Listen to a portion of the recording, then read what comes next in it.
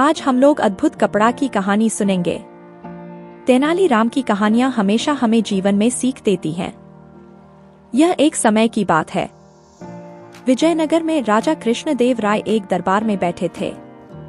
दरबार में एक खूबसूरत स्त्री एक बक्सा लेकर आई।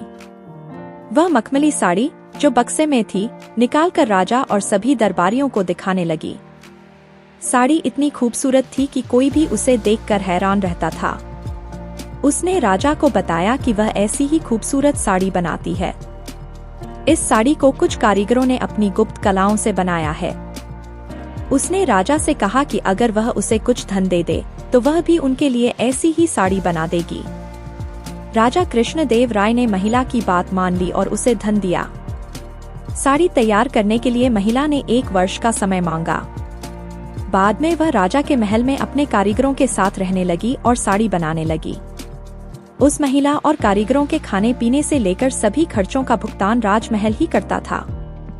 इसी तरह 1 वर्ष निकल गया। फिर राजा ने अपने मंत्रियों को उस महिला के पास भेजा ताकि वे साड़ी को देख सकें। मंत्री ने कारीगर को देखा तो वह हैरान रह गया। वहां 2 कारीगर कुछ कपड़े या धागे के बिना बुन रहे थे। महिला ने बताया कि उसके कारीगर राजा के लिए साड़ी बना रहे हैं, लेकिन मंत्रियों को कोई साड़ी नहीं दिखाई दी। इस पर उस महिला ने कहा कि यह साड़ी वही लोग देख सकते हैं जिनका मन साफ है और जिन्होंने जीवन में कोई पाप नहीं किया है। राजा के मंत्री इस बात से परेशान हो गए। उन्होंने बहाना बनाकर कहा कि हाँ सुंदर साड़ी है और वहां से चले गए। वे वापस राजा के पास आए और उन्होंने राजा से कहा कि साड़ी बहुत सुंदर है। इससे राजा बहुत खुश हुए। अगले दिन उन्होंने उस महिला को साड़ी लेकर दरबार में उपस्थित होने का आदेश दिया। अगले दिन वह महिला अपने कारीगरों के साथ दरबार में आई और उनके पास एक बक्सा था। दरबार में बक्सा खोला और सभी को साड़ी दिखाने लगी।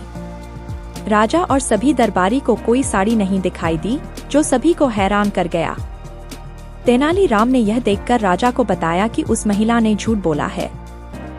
वह हर किसी को मूर्ख बना रही है। तेनालीराम ने फिर उस महिला से कहा कि वे या दरबार में बैठे किसी भी दरबारी को यह साड़ी दिखाई नहीं देती। बुद्धिमान तेनालीराम की बात सुनकर महिला ने कहा कि यह साड़ी सिर्फ उसी को दिखाई देगी जिसका मन साफ है और कोई पाप नहीं किया है। तेनालीराम ने महिला की बात सुनकर एक योजना बनाई। राजा चाहते हैं कि तुम खुद उस साड़ी को पहनकर दरबार में आओ और सभी को वह साड़ी दिखाओ, उन्होंने उस महिला से कहा। अब वो महिला तेनालीराम की बात सुनकर राजा से माफी मांगने लगी। उसने पूरी तरह से राजा को बताया कि उसने कोई साड़ी नहीं बनाई थी। वह सभी को बेवकूफ बना रही थी। राजा को महिला की बात सुनकर बहुत गुस्सा आया। उसे जेल में डालने की सजा सुनाई गई, लेकिन उस महिला ने बहुत विनती की और माफी मांगी, फिर उसे छोड़ दिया। राजा ने तेनालीराम की चतुराई की भी प्रशंसा की। झूठ या धोखा बहुत दिनों तक नहीं रह सकता। एक दिन सच्चाई सबके सामने आ जाएगी। अगर आपको यह कहानी पसंद आए तो कृपया लाइक, शेयर और सब्सक्राइब करें।